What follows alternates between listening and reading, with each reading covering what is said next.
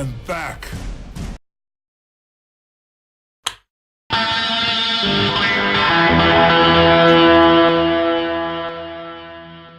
Hello everyone, welcome back to my channel. I've been very busy lately, so I haven't got any chance to make any videos. I promise more videos will be coming soon, but for now, I just saw Tomb Raider not so long ago, and I want to spend some time making a review talking about this movie. So this one is basically a reboot of the Tomb Raider game in 2013. The plot is mostly the same. There was a lot of similarity and there was a lot of Easter egg. So I don't want to discuss the plot too much because if you play the game, you have already basically know the outline of the plot. But if you haven't, basically all you need to know is a very young Lara Croft is trying to find her dad. And then she was marooned in an island and met a bunch of bad guys. She had to fight the bad guys, find the treasure, and get out. This version has Alicia Vikander. I'm not sure if I can pronounce her name really correctly. And it also has Dominic West, Walter Cronkite, and Danny Wu, just to name a few. And in general, I really enjoyed this film. I don't think it's a masterpiece. I can barely call it a decent movie, but I had fun time with it. It's nothing deep. So I also, like I said, write some notes on it. It felt like a video game movie. Like, this is the closest, the most loyal adaptation to a video game to date. Although it doesn't say anything, it means like the filmmakers, the crew involved in this movie knows their material pretty well, and they put their heart and soul, they put a lot of work into it, and that's something I really admire.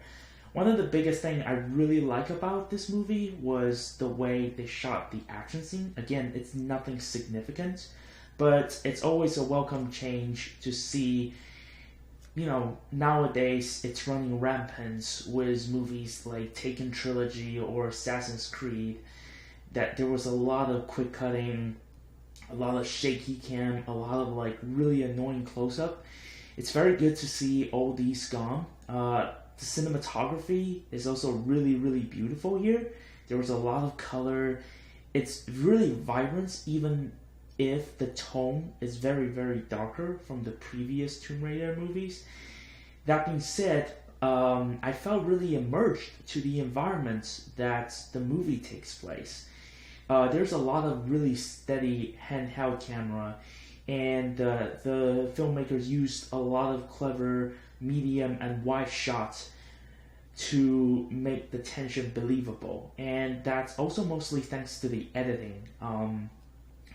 Clearly, whoever done the editing of this movie knows how to edit an action film, and if anything, I felt really pleased with how this film was edited, and it give you long enough shots for you to have tension, but not too long so that you can get bored. Now, another thing I really enjoyed and something I did not expect was the emotional punch of the film, and that's largely thanks to the acting. Alicia Vikander was a really, really good actress. She was excellent in Ex Machina and Danish Girl, and even in Born, the new Born movie, I don't remember the name on top of my head, she was one of the few highlights that I really enjoyed. Dominic West is also a really very underrated actor. He was in many films. He was in Wire, Punisher Warzone, and just pop out almost anything. I really like his portrayal here.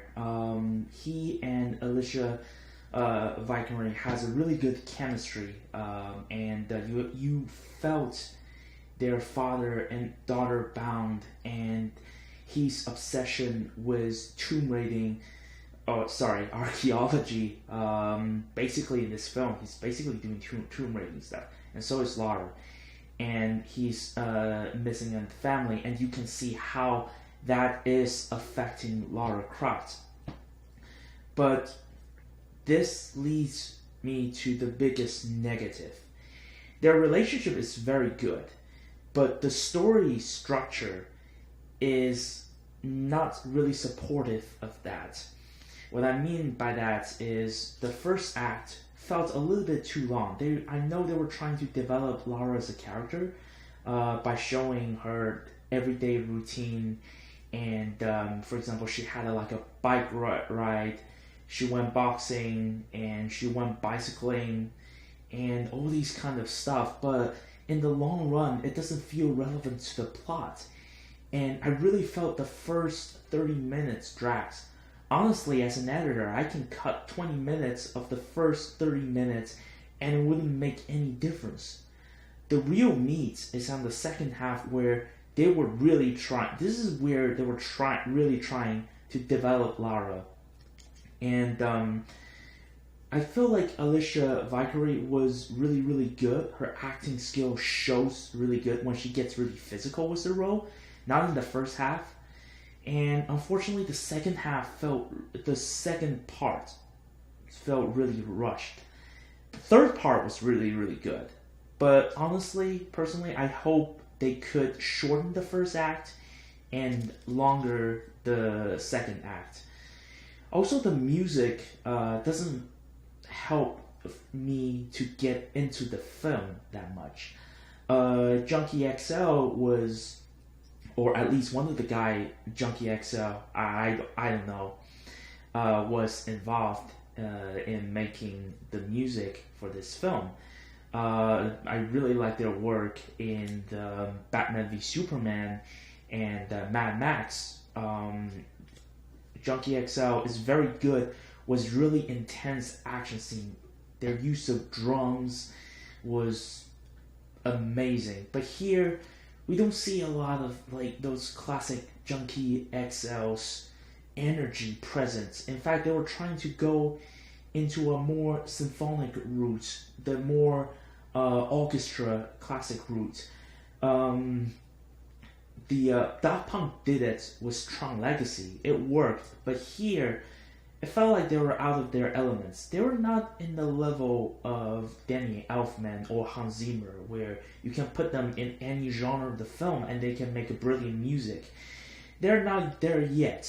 I still really like their music. I am hopeful for them to hear more of their scores. It's just here, the music felt very underwhelming and it really doesn't work. Guys, in the end, I felt like this is a pretty entertaining film. If you're looking for something like the meaning of life, you're not gonna get it. I really like the emotional touch of this film. It makes me care about the hero, which is something most action films tend to forget. But overall, it's good. I had a good time. Go check it out. I give it a 7 out of 10. Guys, thank you so much for watching my videos. Sorry it took so long for me to make a new one. There will be new reviews. The next one I'm doing is Annihilation.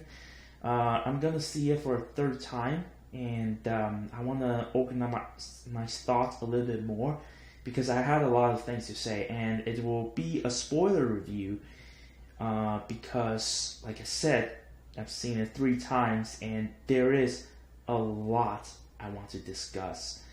And so make sure you check out the film, or if you want to be surprised, just watch the movie first and hear my review later. I'll just go out my way to say I'm gonna give it a 10 out of 10. So yeah. Also, I'm planning to do some video essays. I have some topics in my mind. I'm gonna keep it a secret until when I make it, so that it's be a surprise. Thank you so much for watching my video, and as always, if you think I'm good, you're pretty good too.